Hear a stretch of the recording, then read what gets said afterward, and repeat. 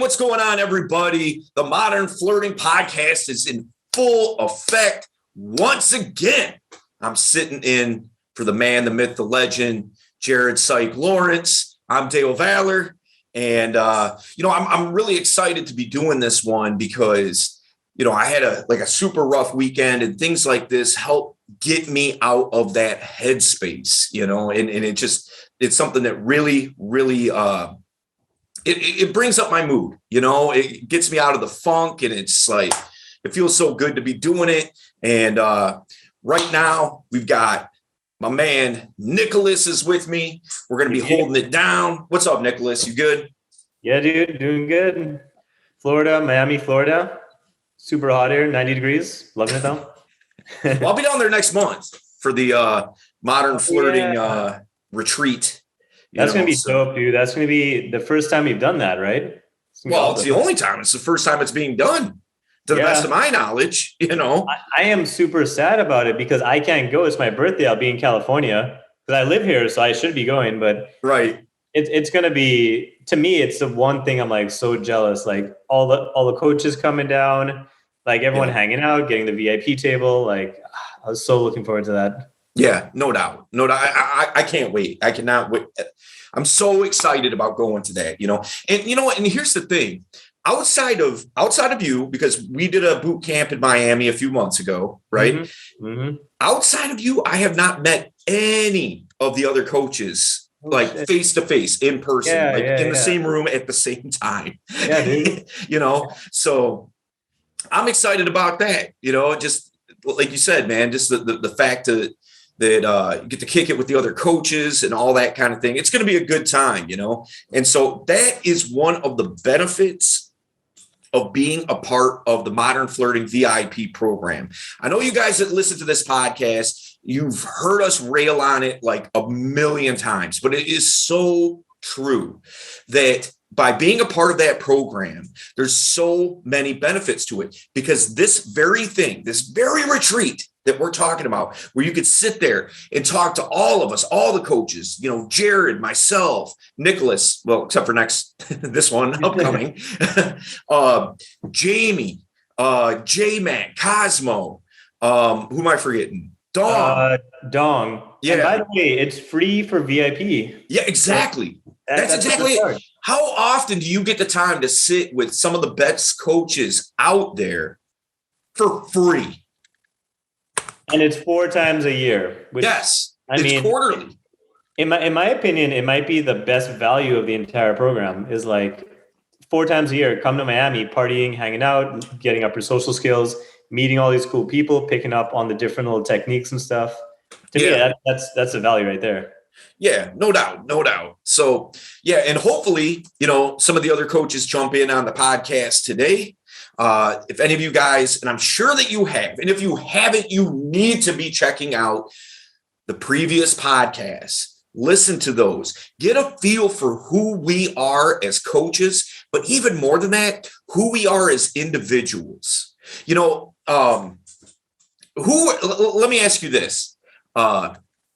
Who was like your guy coming up? Because I would argue that we're probably the third generation of dating coaches, if you want to put it in that context. I know what we do is, way more than that. You know what I'm saying? But if you want to pigeonhole it or put us in a box, let's just say that.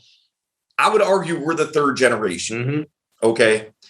Who, when you were coming up, cutting your teeth, who was your guy? Dude, way back then. I mean, I was up there back when it was all the mystery method, dress up crazy with the earrings and all that stuff. So for me, it was back then. But I think the guy I followed the most back then was Todd Valentine. He was with the old crew. And before switching to Modern Flirting, because I liked their stuff so much, I was actually a full-time coach for him. But that was a guy I trained pretty much with going up, and then worked for him for 2 years. So that was a guy. Okay. All right. So when you started coaching there, and I worked with a previous company as well, then I've had my own company, too. What was that your entry point into coaching? Yeah. Actually, funny enough, dude, my entry point was with Jared 3 years before that. I took a boot camp Okay. with Jared along, like maybe 5 years, 7 years ago. Hmm. It was amazing. It was great, and he was kind of starting up. This is way before modern flirting, but I was actually so into coaching as a student. I was pretty decent at that point. I was actually helping the other students in the coaching program to like talk to chicks and helping them out and telling these girls to talk to them and kind of being an unofficial coach while I'm really paying for this boot camp. And Jared saw that and he actually was trying to get me to be a coach, but his partner at the time was like, no, I don't like that guy. So I ended up not doing it, which is a funny story. Can't say that I blame him. No, yeah, I mean, no, I've always been bad with people that like to control, like frame control you. We say it like, right. It's like a term. So the other guy was huge into frame control, didn't like, and I'm not the type of person that I'm easily walked all over. Like if you're trying to manipulate me, I can pick up on that. I'm just not gonna, dig with it. Right. So that was the reason he didn't like me because I had boundaries. But yeah, dude, no, it was a good experience. And then from there, it made me want to coach. That's when I applied to do the Todd Valentine stuff. And dude, that was some of the best years of my life for that. Like traveling across Barcelona, I went to like London, I think Sweden, all across the US, just traveling week after week, coaching. Intense stuff. So good. It was a good time. What was your biggest takeaway early on in your coaching career? Like, what was something that you were like, this is not something I anticipated, and then it kind of became the norm. I think it was okay. Like for a lot of guys listening to this, they probably have their hometown, right? So they have their apartment and they know how to like make things work with their little routines or meeting women and stuff like that, right? When you're in a different country or city every week or every 2 weeks, and you constantly have a different hotel, you constantly have a different location, what I really picked up on was how do you figure things out on the fly? How do you deal with different language, different cultures, different logistical constraints, different types of nightclub venues where like one, you get in with boots, the other you don't. So you got to like figure that shit out, Mm-hmm. So for me, it really broadened my capacity to be clutch. Okay. Yeah. To figure out the difficult situations. That's a big part of it. So basically calibrate in the moment, but calibrate correctly. Exactly. Yeah. Yeah. I got you. As a new guy, that's tough to learn because you really have a very limited reference experience. When you were traveling a lot, did you ever forget where you were? Dude, sometimes like go to the wrong hotel room or something because Yeah. No, for real. Like sometimes I get up in the middle of the night and I look around. I'm like, where the fuck am I? Dude, one time, check this out. Yeah. For those of you that don't know, I used to do music professionally. I used to tour a lot and that kind of thing. I can't tell you how many times I would forget where I was. I had like this like little routine that I would do with the crowd. It was just kind of like a way to get the crowd more amped up and stuff like that. And what it was is, like every city has its like rival town, right? So like, for instance, like Detroit, Chicago is like our rival town. Our sports teams are rivals. It's always just kind of been a rivalry, So like if I'm playing in Chicago, one of the things I'm going to say to the crowd is like, on the count of three, I need everybody to scream as loud as they can. 1, 2, 3. And then be like, like, oh, come on. Seriously? That's all you have. Last night, I was in Detroit. I played a show in Detroit last night, and those dudes absolutely killed it. So I guess they got another one up on you, unless you want to try it again. And they're like, let's go. All right, 1, 2, 3. Like everyone's going nuts, right? Yeah. And so I can't tell you how many times where I've got my DJ behind me, right? and I'd be like, and I know that I'm about to do that particular thing, right? Because I would do it every night. Mm-hmm. And I'm about to go into it, and I cuff the microphone, and I turn around to him, and I look, and I'm like, man, where are we? He's like, what do you mean? Like, what city are we in right now? Like, dude, we're in Milwaukee. Oh yeah, that's right. You know, Okay, so on that note, because you have a very different perspective than a lot. Like each coach has a very different life experience, right? Like I'm fucking in academia. I'm a PhD guy. You know, Jay is like in the promoter life, right? You are in the music industry and all that shit. Mm-hmm. So what do you think you learned in, say, like hustling with the music industry? You've even done like representing porn stars to get them gigs. Yeah. You've done a lot of fucking like person to person type hustling, right?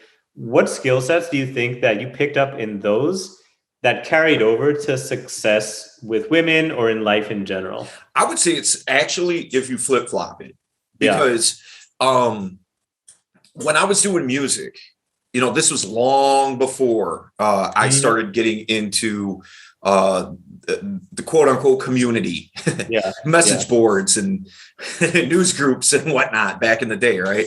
And so like long before that.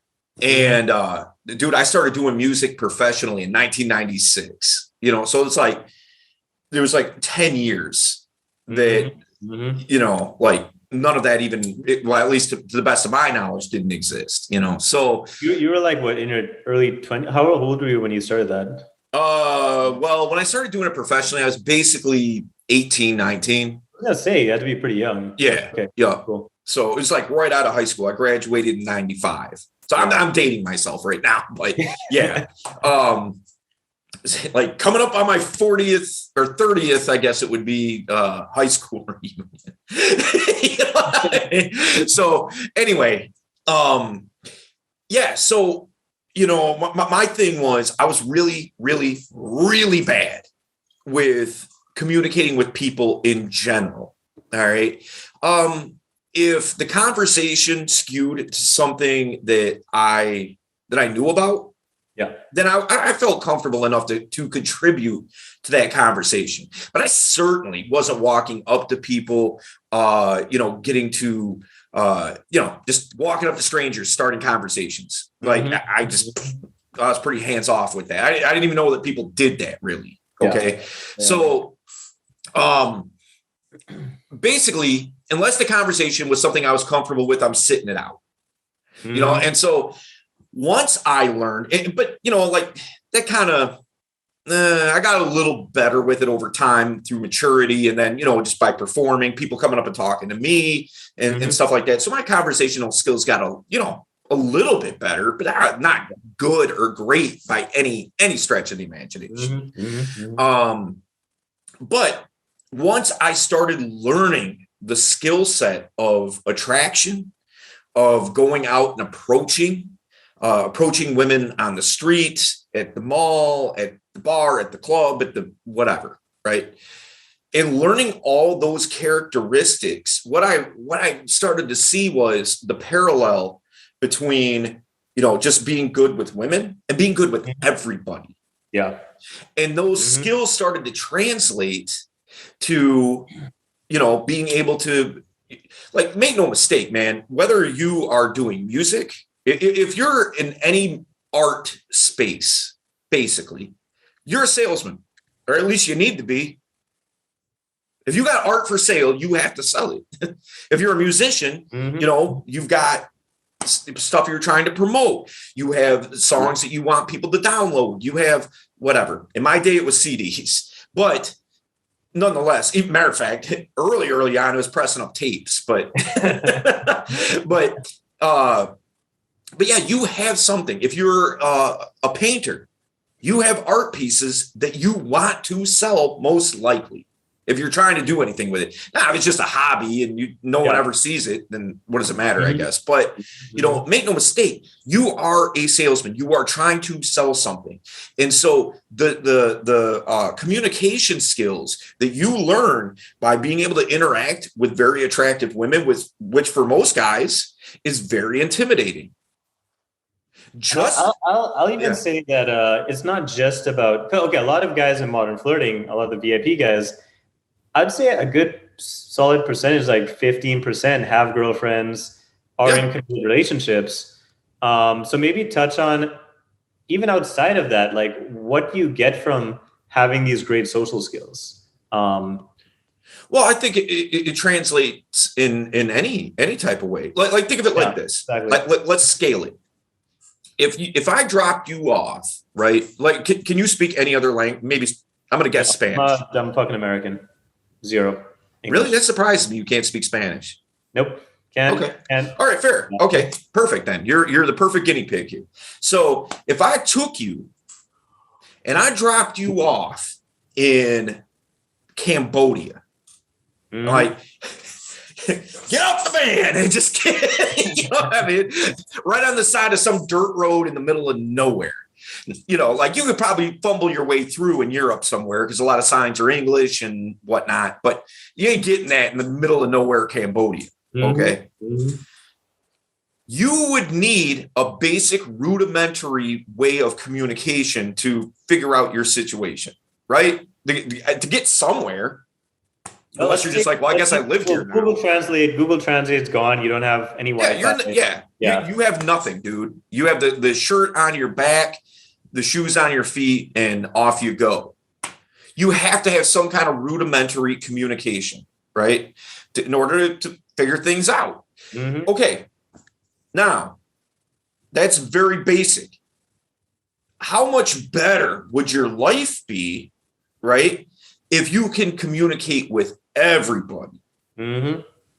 So that's a very, obviously that first scenario is a very it's hyperbole, it's a very outlier type of situation, but it speaks to the level, it speaks to how important communication is. So even in a country where obviously we all speak English here, right, it's still, how many people actually struggle with communication? Tons, dude. Tons. And we speak the same language. So if you're able to communicate better, that is obviously going to speak to you being able to get the things that you want out of life. If I can't, if I'm thirsty and you have my vitamin water and I can't explain to you like that I need that vitamin water, I'm likely to not get it from you. Exactly. Yeah. In the same vein, if here's a very attractive woman that you want to kick it with, if you don't know how to do it correctly, how is that going to work out for you? Probably not well. Nope. Or let's put it in another context. You're like you said, man, you're a PhD type of guy. You're a smart dude.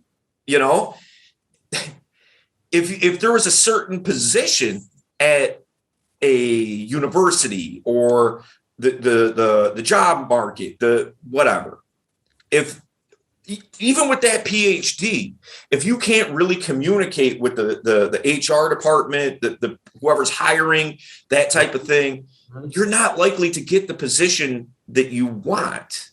Yeah. Right. So just having those communication skills enables your life to be better because people can get a more crystal clear picture of what it is that you want, reframing it so they see it in the same perspective that you do. Now, once they see it from the same perspective, now we're on the same page.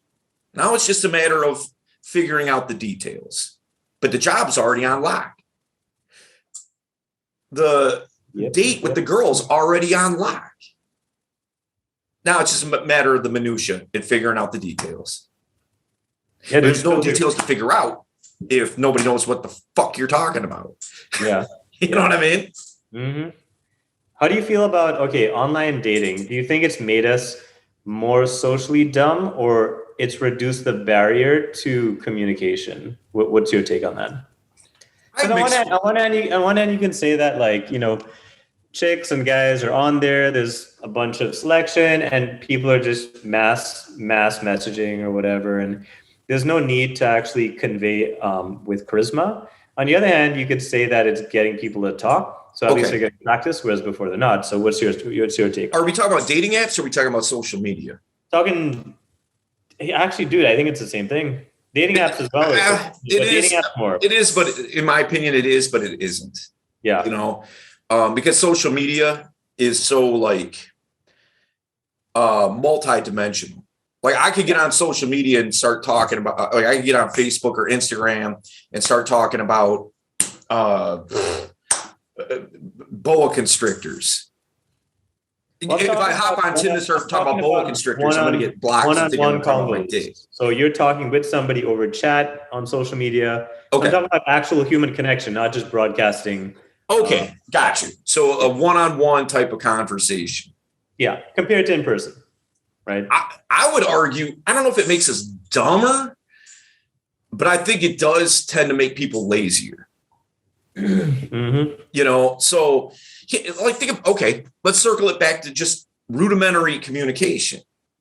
Okay, when you see a picture of something, you are communicating something through that picture. Are you not? They say a picture is worth 1,000 words, right? So you must be communicating something in that picture.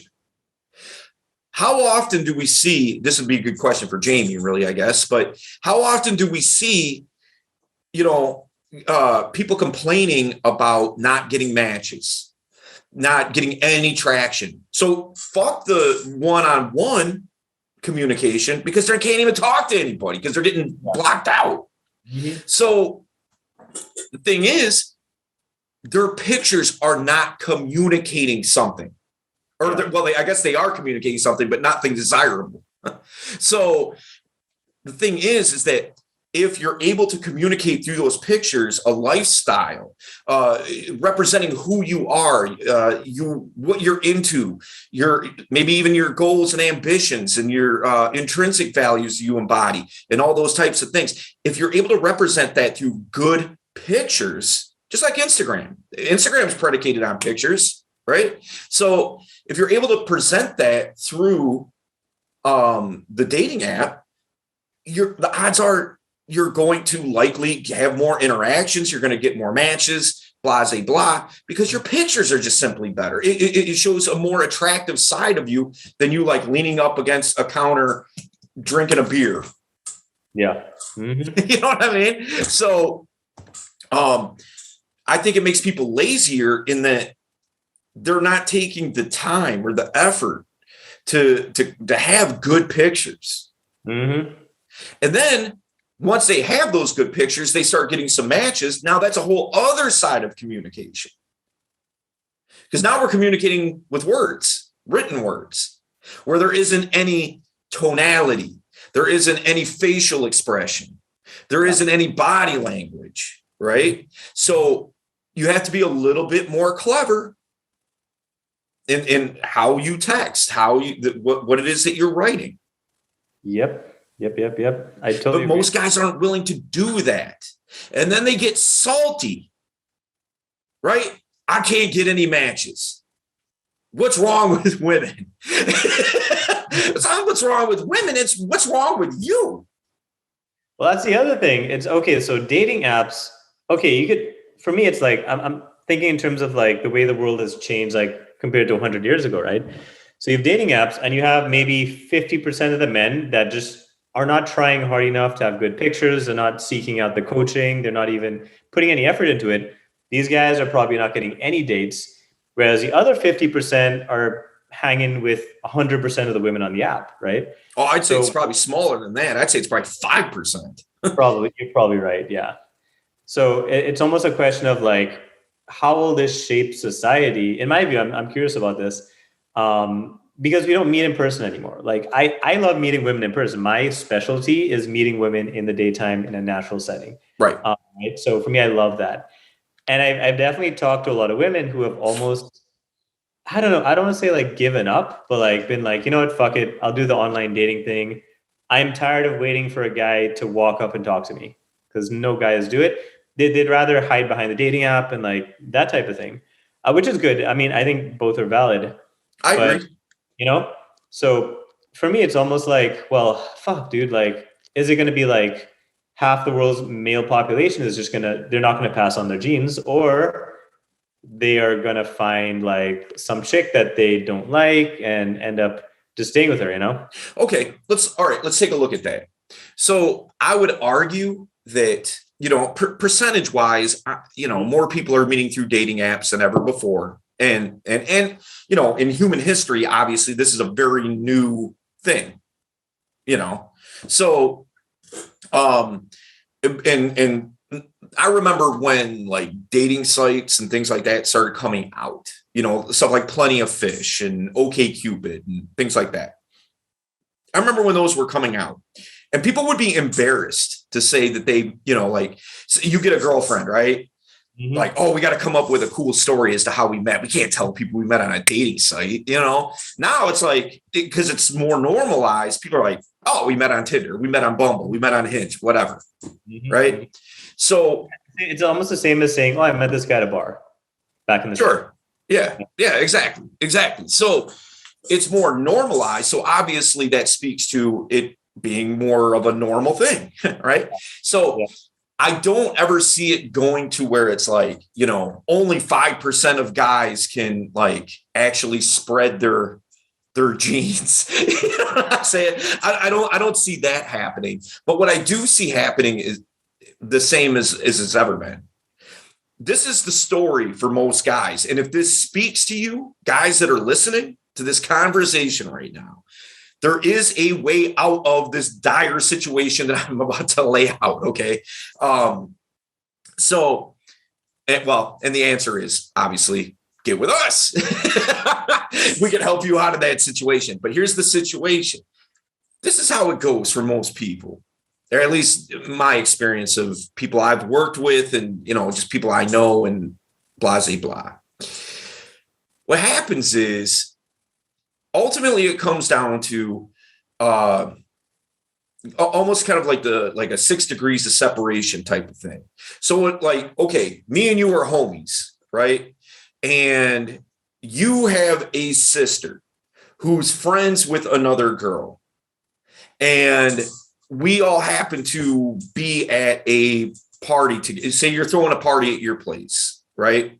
And so me, some of my people, you, some of your people, some of their people, whatever. There's 35 people at your house and we're all just hanging out, chilling, whatever. Well, I get wind through the grapevine that your sister's friend thinks that I'm kind of cute. So now what I'm going to do is I'm going to reach out to her. Okay, because who knows when this is going to come along again. Now, I may or may not be all that attracted to her. As long as she's passable, I'm okay with it. Because it doesn't happen for guys very often. The girl's just like, oh, I'd like to get to know him, right? So, because if that was the case, then all this going out and approaching and dating apps and whatnot wouldn't even be a thing. So, here's the deal. I find this out. I reach out to her via, back in the day, it would be I'd get her number from you or your sister or whatever. Now it's like, okay, I'm going to look her up on social media, whatever, and then I'm going to reach out to her that way. Then we're going to start going out. And that's kind of like how it, seems to kind of go. You know what I mean? In a more of an organic, natural sense. Now, I might not be super into this girl, but she's into me. That's an ego boost, and what happens for most, well, a lot of guys, I shouldn't say most, but a lot of times, eventually she gets knocked up. Well, now, we're going to get married, and I'm not even really all that into it, but I'm just going along because that's what people expect. And I'm trying to do the right thing here. And then 5 years later, we're divorced. And now my child is in a single family home and spends half the month or half the weekends with me, and so Sadly, that's the majority of the population, to be honest, like in America. I mean, isn't that this, what I just laid out? Haven't you heard that story about 1,000 times? Yeah. You know? To me, it comes down to like, I think I've had to make this decision, right? So for me, even out of college, met a super fun girl, super fucking amazing. Could have probably gotten married to her, right? Whatever, like, it's like 15, 16 years ago, right? But my decision was always, like I've seen too many people take that path. I wanted to learn a skill set, meet a lot of women, pick from different types. Mind you, the chick I was dating in college used to be a model for Harley Davidson. I just got lucky. I was super lame back then, and she was a nerd as well. But so my standards were high, and it took me 10 years training. I didn't get coaching, right? So for me, it was like rough and ready, just like get out there. But it took me 10 years to really get to a spot where I'm like, I can meet a girl more attractive than her, cooler than her, better chemistry than her. It took me 10 fucking years, but it was all worth it because of the adventures, the stories. Looking back on life, like I'm not looking back on life saying like, oh, I just fucking, did what everybody else did. I had the kid at an early age and then, we got divorced and shit. You get the stories and you have something that on your deathbed you can look back on. So for me, my advice is like, especially as a guy, you don't have a biological clock, right? Spend the time, spend the money, get your financial life in order, get your dating life in order, get your health in order. And then when you eventually do want to settle down, you're doing it on your terms.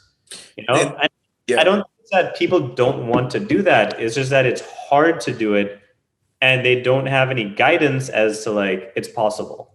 Well, here's the secret sauce that these guys are missing. Okay. And again, this is that the story I just told is the common story. I've heard it. I've seen it a million times. I know that you have too. And any of you guys that are listening, it might even be you. If it's not, I know that you got homies that this is exactly what happened. Okay. The secret sauce that those people are missing, and you said it yourself, is selection. Most guys don't, excuse me, most guys don't come at it from a perspective that I should have selection. They're waiting to be selected instead of going out and making it happen for themselves. Because obviously, if you have selection, you're going to pick the pick of the litter of that selection. If I'm going to go get a new puppy, am I going to grab the one that's like, it's got one eye up here and one eye down here and like keeps bumping into walls and like, one leg shorter than the other one, no, I'm going to grab the one that is the most responsive to me, the one that wants to play, the one that, is healthy, that I'm not worried about health issues and all that kind of thing. I'm going to pick the best one that makes the most sense for me.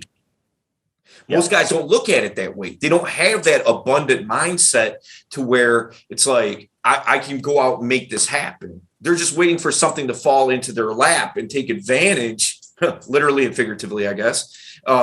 They're waiting for that to happen and trying to seize those opportunities. And then even worse, they put up with so much nonsense.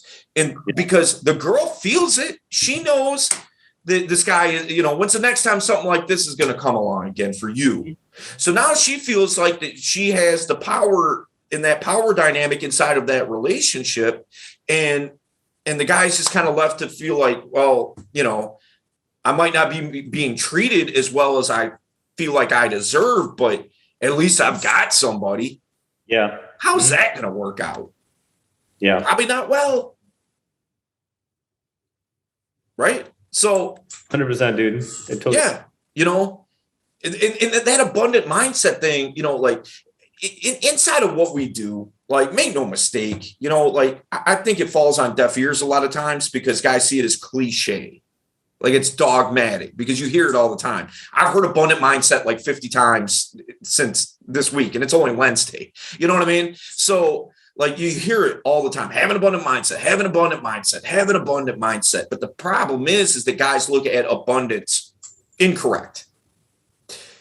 They look at it from a perspective of having. right? Like, well, how can you tell me to have an abundant mindset when I have no women, right? I have nobody to date, so I can't say I have all this abundance. It's because they're looking at it from the wrong perspective. The perspective should be an abundance of opportunities, not an abundance of I already have. I'd even add to that, dude. I think that it's more than just about the dating stuff. For me, abundance is like, dude, do you have fucking friends that have your back, that you like hanging around, that, Absolutely. What's your relationship with your parents? A lot of I'd say, for like a slightly different perspective for me, a lot of my abundance in the past couple of years has come from taking a step away from the dating stuff even, and working on me and my relationship with my dad and my mom and like some of my good friends from a while ago, and like reconnecting with them and getting fucking planning boys trips and like bonding and shit like that, For me, I have gotten so much abundance from that I don't even think it compares to what I got with women. And part of that is probably because, I've already dated a lot of women, and I've kind of been there and done that. And for me, this is a little bit more novel. Is kind of expanding my friend group and moving out to fucking Miami, dude. Like, I moved down here. All my family is down here. I haven't been here in like I've never lived here, so I've never been around my cousins and my aunts and my uncles. But like, even babysitting my little baby cousin, right? Such a different experience, right? And in my view, life is about experience. If you haven't experienced dating a bunch of chicks, you need to do that so you can settle down with one chick. If you have a shitty relationship with your dad because you guys had a fight back in high school, you got to work on that shit, because when it comes to your mental health and your abundance mentality, having a lot of those like good, positive emotional anchors is what grounds you. And the chicks see that. They see that this guy is steadfast. Yeah. Absolutely. I well said. I agree 100%, and the thing is that, like you said, like for instance, the like a connection with your dad, right? I'm lucky enough to still have my dad. A lot of guys don't even know their dad. You know what I mean? And I'm lucky enough to still have mine. He's in his mid-90s. All right. And so, but I mean, like, looking at it realistically, I mean, those opportunities to have some kind of bonding relationship with my dad are getting fewer and fewer and fewer. It's just life. You know what I mean? Like, I would not be surprised at all, like, if I woke up tomorrow from a call from my mom that my dad passed away. Like, I don't want that to happen, obviously, but could I honestly say I'd be shocked? No. He's in his mid-90s. He's in good health and whatnot for the most part. But, dude, he's in his mid-90s. You know what I'm saying? So, that's the thing. Even if you've had a rocky relationship with somebody, when you like, and take it from me as somebody that's, probably older than most of the guys that are listening to the podcast, take it from me that, you are going to look back, even if you've had rough patches and whatnot, as time goes by, you'll start looking at the good things, the good conversations that you've had, and you'll really cherish those things. Those things will really hold a premium, just from the sheer fact that you had those experiences. If you haven't had many of those experiences, now is the time to work on those things. Like you said, Nicholas, like, you got to work on those things.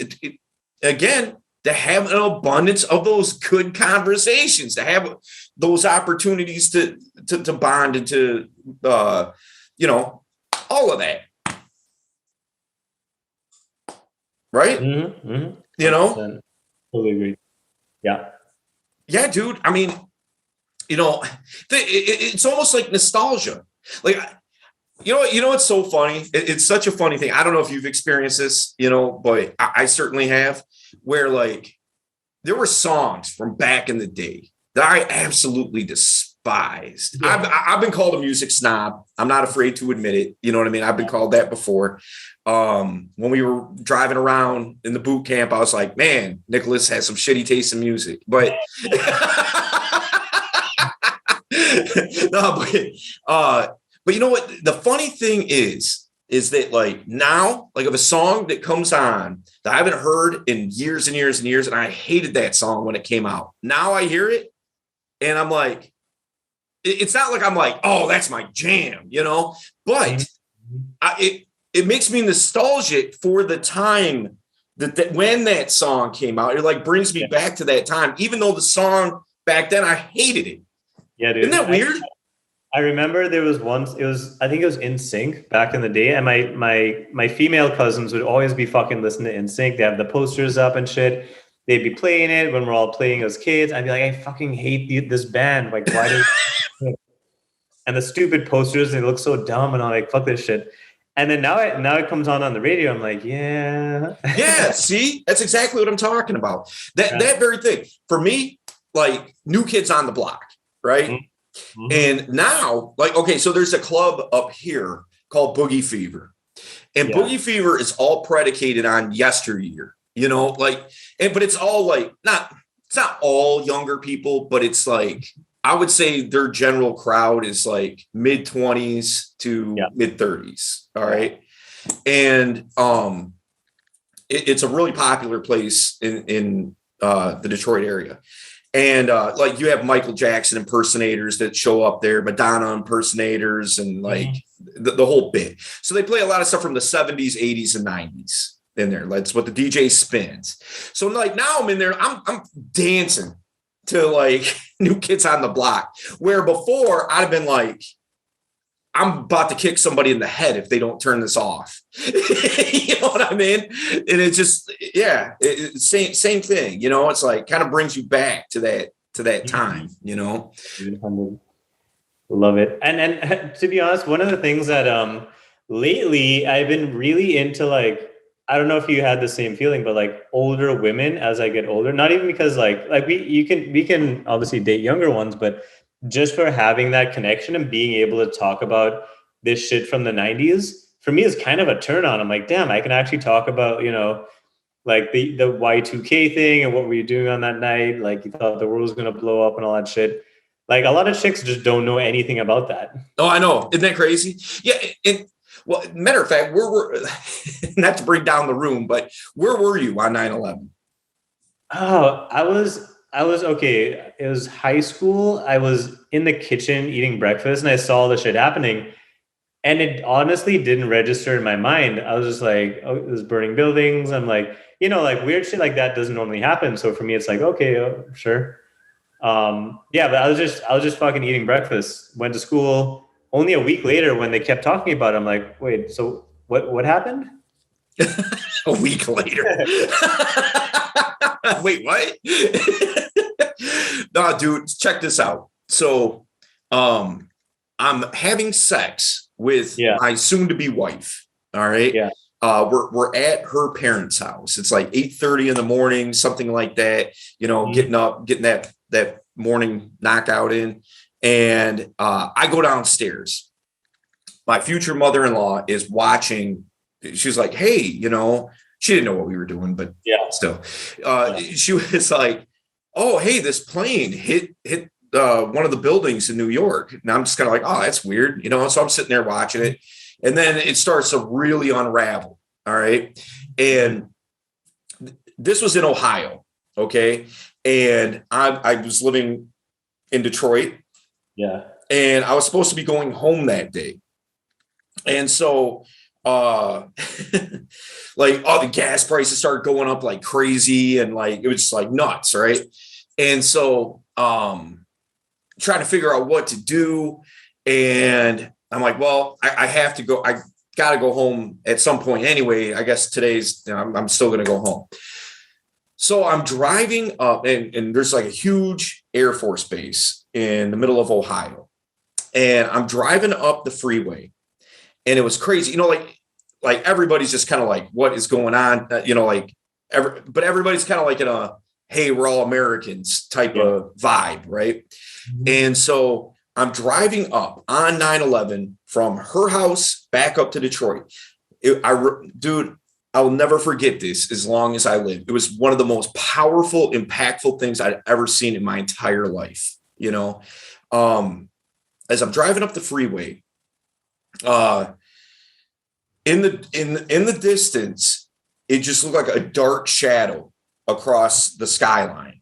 Mm-hmm. It's like, what is that? Dude, as it approached, you could feel the ground starting to shake. Everybody on the freeway stopped their cars. Yeah. People were getting out of there. I was one of them because we're all stopped. It was almost like rush hour traffic, but it was sparse, like the amount of cars. But we're all stopped. We're all getting out of our cars. And it was just row after row after row after row of bombers, cargo planes. And those, like it wasn't like a commercial airliner where it's 40,000 feet in the air, like they had just taken off probably 100 miles away. They're just in planes that heavy and that big, it takes them a while to like really elevate, and they're all heading east. Yeah. And we're all like, everybody's just like it was just the power of that moment. Out of Independence Day or like Armageddon. Yeah, but it was just like and everybody that's watching this is thinking the same thing. I'm sure of it. We're all thinking somebody's about to get fucked up. You know what I mean? Like, because it was as far as you could see in both directions, as far as you could see in the direction that they were coming from. It was just like, it almost makes you feel like your grandpa or your dad or whatever talk about like, or your grandpa's about like World War II or whatever. Like for us, for a lot of the chicks we're talking to, it's like we're kind of like the World War II veterans. Like we know shit that. Well, to be fair, my dad is a World War II veteran, so. So yes, I understand. Yeah, but man, how do we get there from abundance? But abundance of airplanes going to bomb some stuff. But yeah, man, it was just like such an impactful moment. You know what I mean? And like, but you know what? It's things like that though. Like if you want to circle it back to like coaching and all that kind of stuff, man, it's things like that. If you can really translate those types of moments in your life. And like you said, man, a lot of girls, if she's 18, 19, 20, she's not going to resonate with that, right? She wasn't even born yet. You know what I mean? So her mom was pregnant maybe at that point in time. So, but the thing is that, yeah, you're right. She's not going to resonate with it. I remember one time on a dating app, I had matched with this woman and she was cute, but she wasn't she wasn't a stunner or anything like that. But the one thing that really that I latched onto on seeing her profile was that one of her favorite artists was a rapper that I had done a collaboration with. So I knew this guy, you know what I mean? Like we've toured together. We did a song together, and it was like one of her favorite artists. And I was like, huh. I was like, well, that's pretty dope because it's not anybody super big famous or anything like that. You know what I mean? Like it was surprising more than anything else. And I was like, I'm going to reach out to this girl. You know what I mean? And sure enough, super cool. And then she shaved her head and I was like, I'm out. But that's exactly what happened too. We went on a few dates and then like she showed up on the next one with her head shaved. And I was like she was as bald as you, brother. You know what I mean? Like not my thing. You know what I'm saying? But yeah. What's the craziest connection's a big thing. I have a theory that as you get more mature in your dating life, like as you date more people, men and women kind of become less superficial. Like I remember yesterday I matched with this chick on Hinge. And she was okay. Like she was cute, definitely. Like physically, I'd be down. But what got me hooked on her was like both have this like dry kind of like masochistic sense of humor. We're like, like we both want to like meet up in like a dark alley because romantic, shit like that, right? But like that kind of like fucked up kind of like playfulness. And like when I meet somebody like that I can like say like, kind of crazy shit. Like I hope, like I was telling her, like I hope she's not an like fingers crossed she's not an axe murderer or like a Trump supporter, as like a joke. And then we're like riffing on that and like, but yeah, dude, connection becomes such a big thing. Like commonality, connection, shared history, and it almost kind of trumps the physical stuff, especially in this day and age where you have a lot of filters and you don't really know what you're getting sometimes. Um, having that intellectual connection, I think is starting to become more of a thing as you date more. Would you agree with that? Yeah, I would agree with that. I mean, obviously, I do think that physical attraction certainly is important. I wouldn't say it's like one or the other. I think what you want to look for is a combination of both. You know what I mean? But that transition from in the beginning, it's almost purely physical to as you refine your taste, you start to lean more and more on the other. And the thing too about that is, and I'm going to guess you probably had a similar experience with this, like when you start kind of getting to where, like, that you can get a girl's number and you can build attraction and you know what I mean? Like you start really, kind of getting it, your level of criteria starts to expand. Like I know when I started, my criteria was like two things. It's like, is she cute? Is she nice to me? And that was it. Anything past that, she could be like literally injecting heroin. And as long as she's cute and nice to me, I'm all right with it. You know what I mean? But and again, that speaks to that abundance mindset, that dogmatic rhetoric, abundant mindset. But it does go back to that, because as you realize that there's more opportunities available to you, that list of criteria should start filling out a little bit more. Mm-hmm. It should go from, is she cute? Is she nice to me? To like, okay, like not a drug addict, not, you know what I mean? You start looking for more red flags and things like that, and that, as it should be. Yeah, dude, you should have your list. You should be qualifying women on meeting some basic standard that will make you happy, not just taking anybody. Yeah. That's for everyone. Yeah. If you take anybody, you're liable to wind up with anything. Yep. Do you want just anything?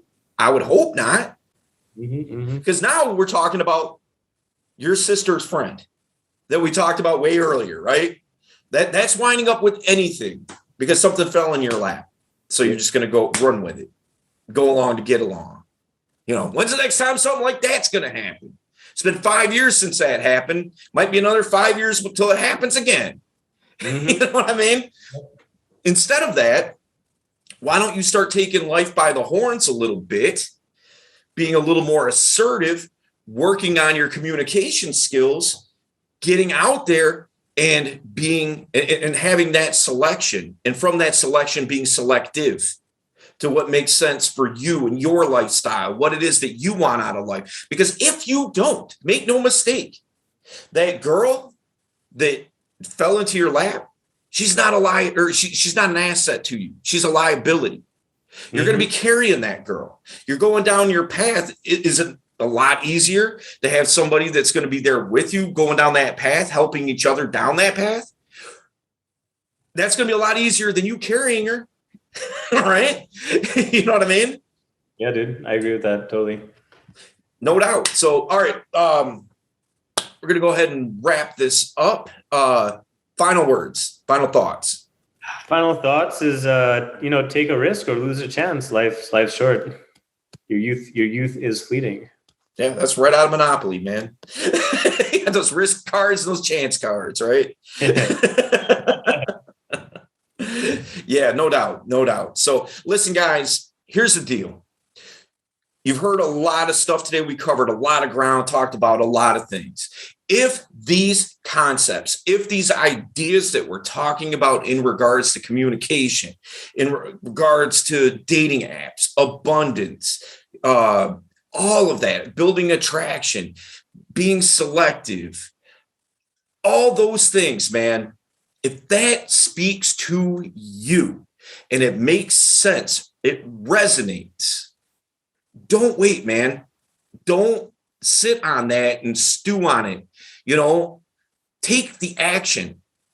That's the hardest thing that you're going to do, is taking that first action step.